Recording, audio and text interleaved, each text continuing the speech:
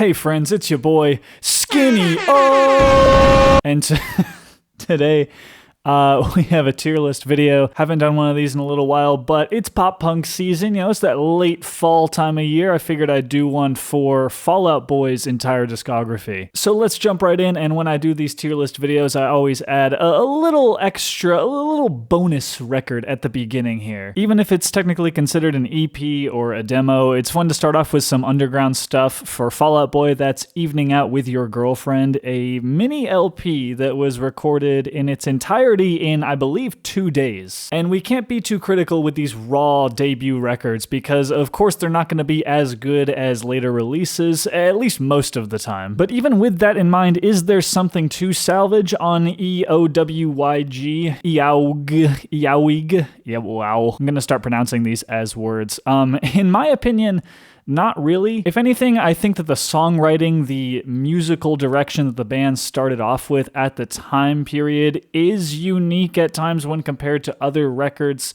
from the same era. Like, if anything, it does show promise for the future. Yes, the mix is bad, though. The lack of touch-up is extremely noticeable. And the performances, while dedicated, don't always work. I can see some talent in Patrick Stump's voice, of course, but when his delivery is bad, it's really bad. But I think when listening to this, I can at least see what they were going for, so I think I can cut it a little bit of slack. Is it something you should give a shot today? No, unless you are very, very curious about Fall Out Boy's deep roots. Otherwise, there really is nothing on this record that hasn't been done much better by Fall Out Boy or other artists. But I think we can respect what they were doing for the time that it came out, so not a complete failure, but I can definitely put this one, like, today, down in the E category. Maybe a step or two higher for when it came out, but today, let's leave it there. So let's get to the real meat and potatoes of the video here. Fall Out Boy's first real album, Take This to Your Grave. An album that put Fall Out Boy on the map and showed an immense amount of growth when comparing it to their demos, and presented Fall Out Boy as a group that did have some potential looking forward. And to me, this record kind of stands out as one of their most defining, most important records ever released. I think this album started to propel Fall Out Boy to a status where people would no longer be looking at this band as a group of punk dudes trying to make it. No, after this they would start being compared to the likes of Blink-182, Jimmy Eat World,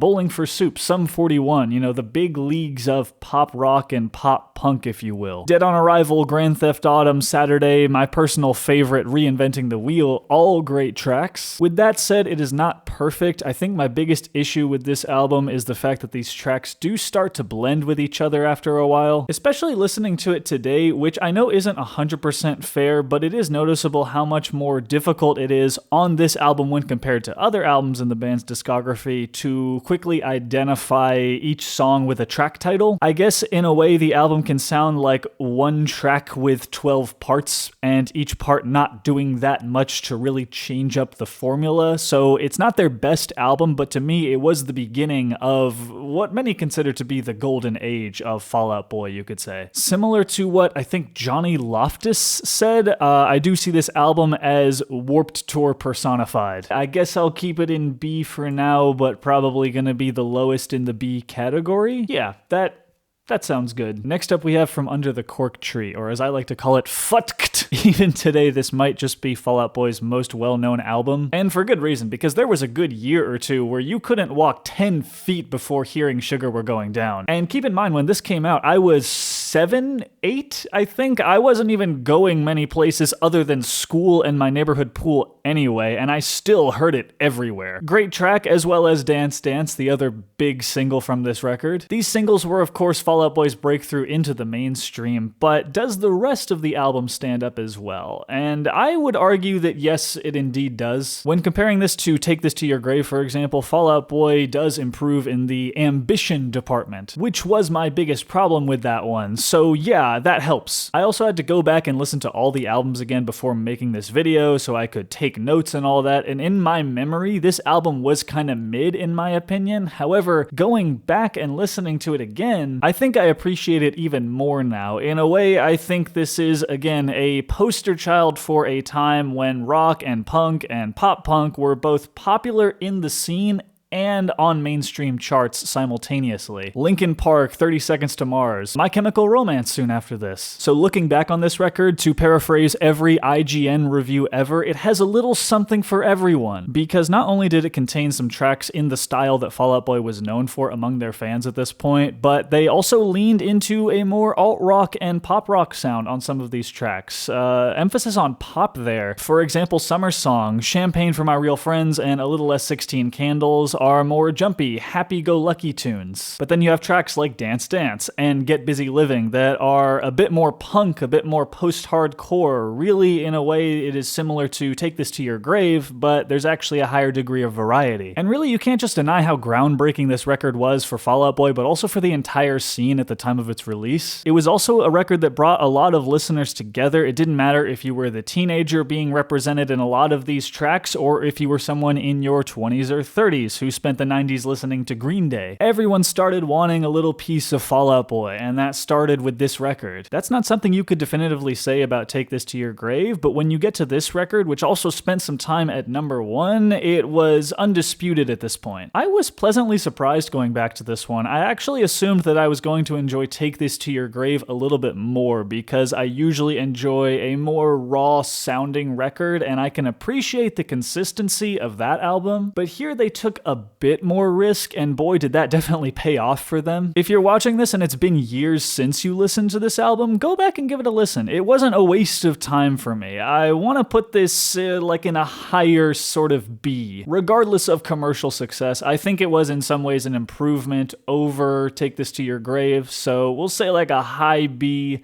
That sounds about right. Again, in my memory, this was more like a C-tier record, so I'm glad I went back and listened to it again. Moving on, though, we have Infinity on High. To me, a bit of an oddball in Fall Out Boy's discography. I knew what I was expecting with Take This to Your Grave, and I was pleasantly surprised with From Under the Cork Tree. Listening to Infinity on High again for the first time in a while, I actually really liked it. I think this album has some of Fall Out Boy's catchiest vocal hooks to date on tracks such as Thanks for the Memories, Don't You Know Who I Think I Am, and especially Arms Race. And to me, the songwriting quality is a notch above From Under the Cork Tree as well. Really, my only issue with this album is that it drops off a bit in the second half. Still good, but not as entertaining as the first half. And I know a lot of albums just kind of follow that general pattern, but here the main reason that it's glaring is because the first half is filled with tracks to me that are a step above what was going on From Under the Cork Tree. And the second half to me is like kind of the same level in terms of quality, so maybe it's the fact that they cleverly show improvement over their previous record, but it doesn't carry all the way through. I do think it picks up on the closer, though. I don't know, the instrumentation is really entertaining on that one. At this point, it's like I like what I'm seeing from the band's discography. We're showing some gradual growth over time. I think this one finally breaks into the A category. Again, not only are at least some of these songs a step above what I was hearing on From Under the Cork Tree, but it just feels like this one has aged a bit better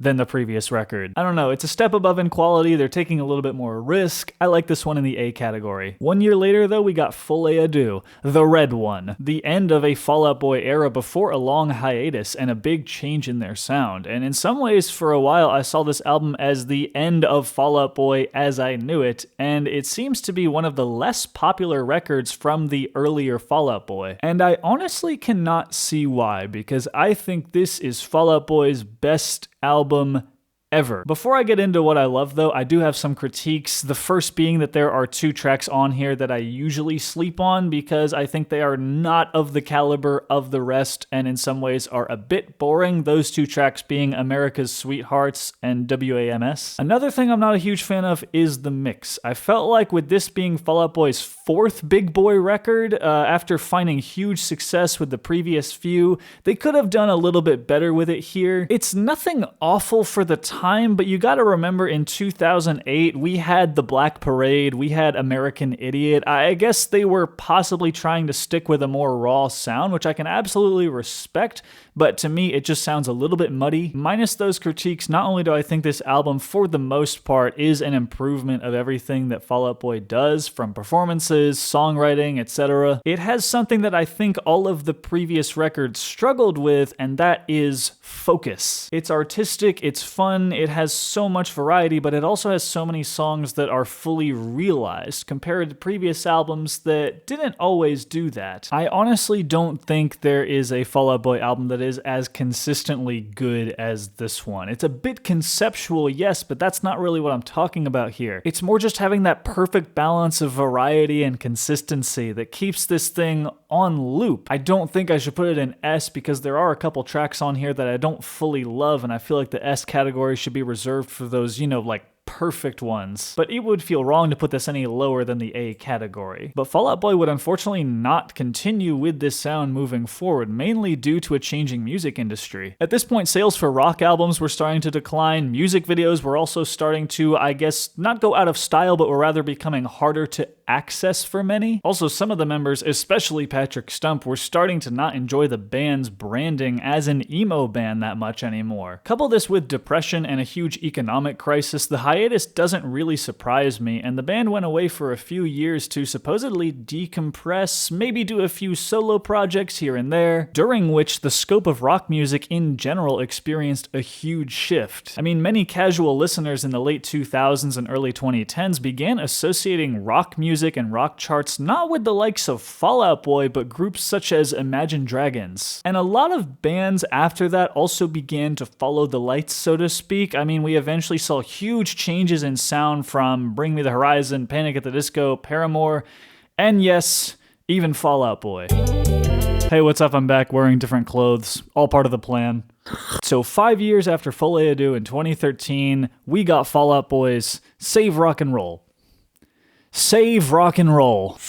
Calm down. Calm down. Look, I'm not gonna shit all over this album just because it's not rock. Like, oh, how could a punk rock band release this bubblegum shit?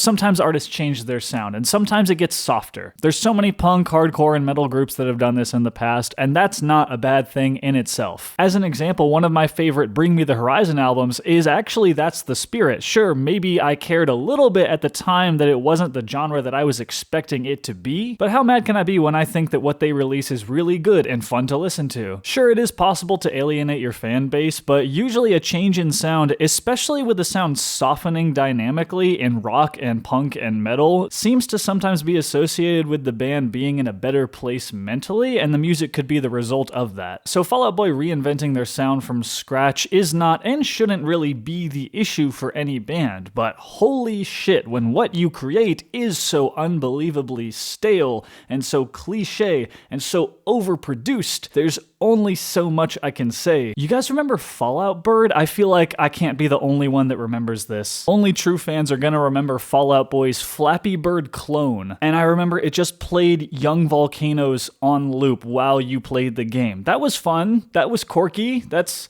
probably the best memory I have of this record. The real punch to the gut here was just the fact that it was called Save Rock and Roll, because again, it is not that different from the stuff that Imagine Dragons was doing. I feel like a lot of people just regard this time period as more like the death of rock and roll, if anything. And Fall Out Boy, if anything, is contributing to that from an album called Save Rock and Roll. Just featuring Elton John on the last ballad anthem track does not save rock and roll when everything else on the record that led up to that point was such a middling, generic, and frankly sorry excuse for a rock song. The production kind of became a soulless shell on here when you have a shout-along chorus in Alone Together and Young Volcanoes and Where Did the Party Go and Light 'Em Up. I start to think about why I'm listening to this group and not a more underground indie band doing the same thing but way better. Again, it's not the genre shift itself that irks me, it's just kind of how cheap it all sounds. So what are some good things? To be honest, I really enjoy the Phoenix, surprisingly, especially as an opener. It fires off on all cylinders right off the bat. It's fast, it's different, it's not 100% rock, but it's okay because I find it more iconic, different from the cookie cutter radio hits that were popular at this time. And I definitely shat on the theme of the track Save Rock and Roll earlier, and I still do believe that the whole idea of that song is dumb, or at least not executed well given how little this album saves rock and roll. But I do really enjoy the the vocal performances on it. That's mostly it. Everything else isn't awful, but it's just lacking in identity. Had you not told me this album was by Fall Out Boy, if it weren't for Patrick Stump's recognizable vocals, I would just think that any of these songs were an American author's copycat group that was just trying to get a song in a movie trailer or like an insurance commercial. I get that Patrick Stump and the whole band were trying to do something different, and it is different, but their means of doing so were by subtracting everything that made this band stand out and adding so little to fill the void. I'm feeling like a solid D, maybe a D- on this one. Some catchy tracks for the time, maybe, but nothing really holds up that well. Not a complete bombshell, but definitely no better than D tier. And the problems I have with Save Rock and Roll also extend to ABAP. In fact, I think it's even worse here. Maybe not for the same reason though of being generic, because boy, is it more interesting on this album, but most of the experimentation on here just does not work. There are too many tracks on here where if they don't have the same problem from Save Rock and Roll of being too one-note, the mutations that occur in their sound leave me asking,